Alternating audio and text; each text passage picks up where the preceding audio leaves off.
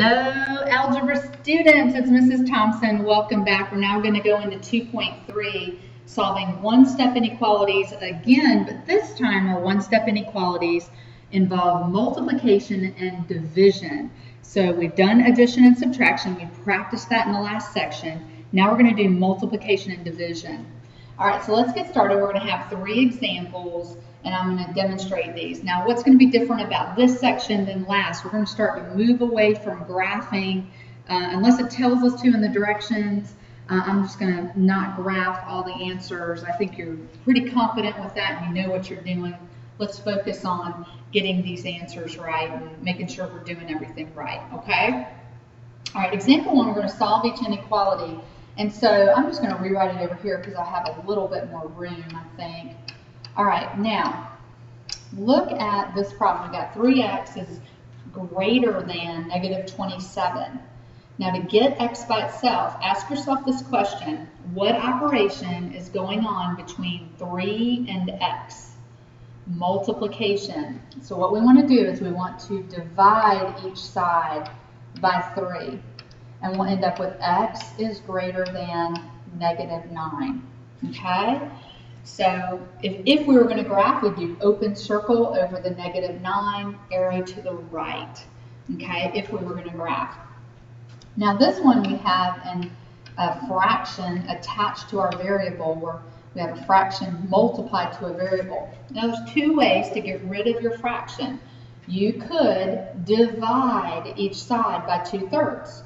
Because you're undoing the multiplication going on between 2/3 and the r. I don't really recommend that. I think there's a faster way to do it. What I would recommend is you multiply each side by the reciprocal. And so we're just going to do it just like this. We're going to multiply each side by 3/2. Now what you're going to see on the left is the 2's will cancel each other out. The 3's will cancel each other out, and you're just left with r, okay? Now, on the right, we got a little bit of work to do. 2 will reduce the 6, and we're left with 3 times 3, which is 9. So r is going to be less than 9, okay? So the big trick here is anytime you have a fraction multiplied to a variable, to get rid of that fraction, why don't you multiply each side by the reciprocal.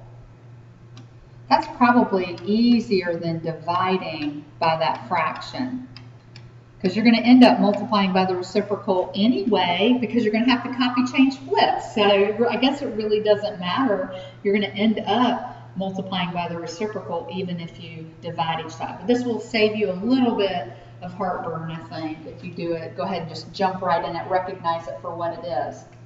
All right, now, example 2 is a little bit different because there's a huge rule to remember. If you have a highlighter, you need to highlight this thing, put a box around it, put real big asterisks here. This is a huge rule to remember, okay? And I know you learned it last year.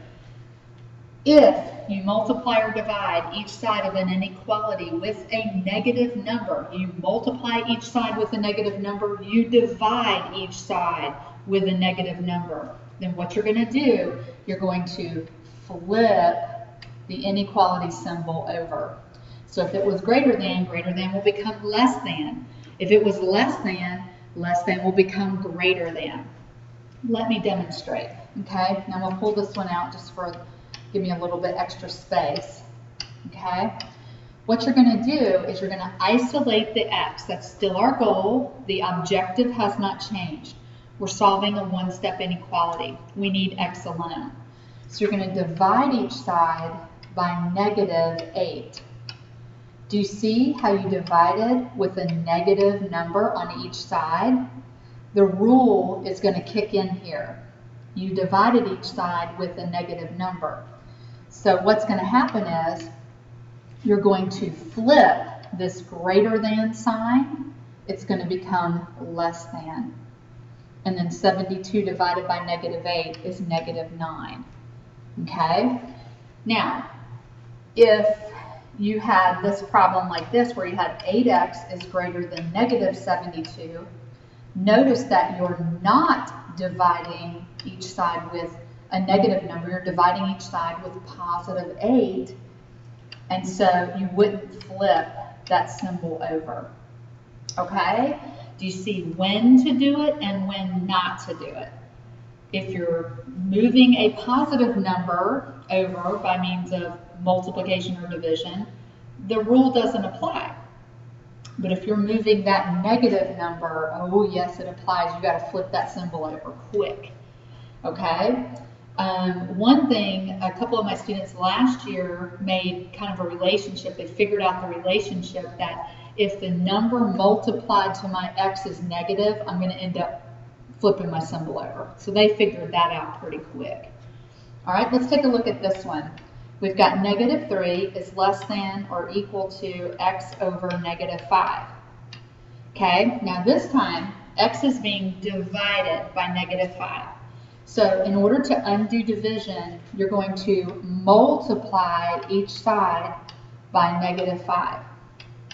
Notice what you did. Look, I multiplied by negative 5. It's negative on each side. I multiplied with a negative number.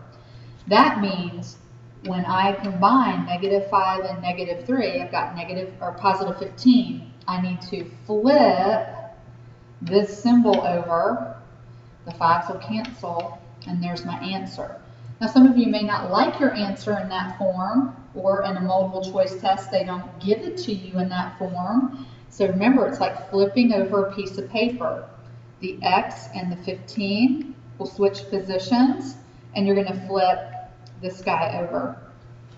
So the answer ends up being x is less than or equal to 15, or 15 is greater than or equal to x. Either answer is appropriate because they mean the same thing. Okay?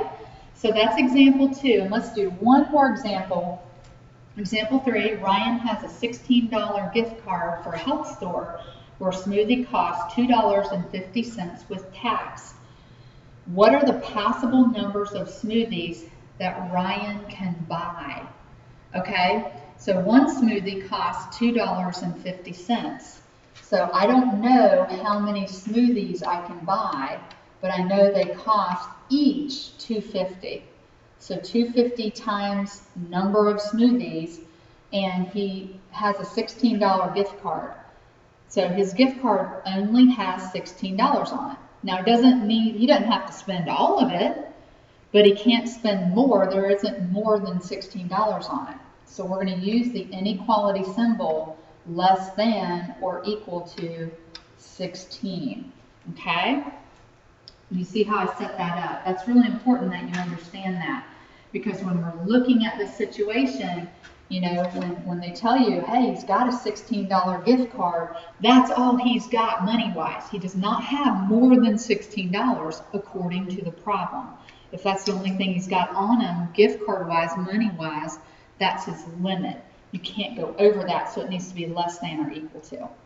So this is a one-step inequality, and we're going to divide each side by 250, okay? And we're going to end up getting, looks like it might be a decimal answer.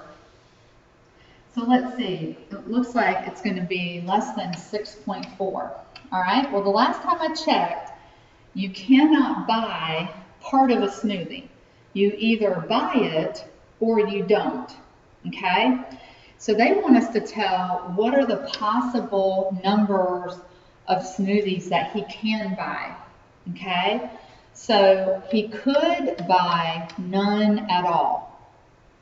He could buy 1 and 2 or 3 or 4 or 5 or even 6, but he can't buy more than that because he doesn't have the money for it. If he buys 7 smoothies, he's going to be over $16 and he doesn't have more than that. So these are the possibilities. He can buy whole number amounts of smoothies, not decimal amounts of smoothies. There's no such thing. You either buy a smoothie or you don't. That's a whole number. It's not, there's nothing in between. This would be another example of discrete data. Despite what the answer is, you use your logic. Hey, I cannot buy 6.4 of a smoothie. Okay? I can buy 6 smoothies, but I can't buy 6.4 smoothies. Okay? So I want to make sure I'm real clear with that. All right, now I'm going to leave this one for you. A little extra credit problem. Okay? It'll be a one-step inequality that you'll need to solve, and it's asking how many servings, what are the possible numbers of 10-ounce servings that one pitcher can fill. Okay? So you're going to need, this is what the pitcher can hold, is this total amount there. So that's the maximum. Can't hold more than that because that's as big as the pitcher is. And then we're talking about 10-ounce servings. So this is how much one serving is 10 ounces. So how many servings can that pitcher fill up? And then you're going to list the number of possible servings that the pitcher can fill. Okay, so try that for extra credit. Please bring your questions to class. I hope I was very clear and easy to understand. And thank you for listening.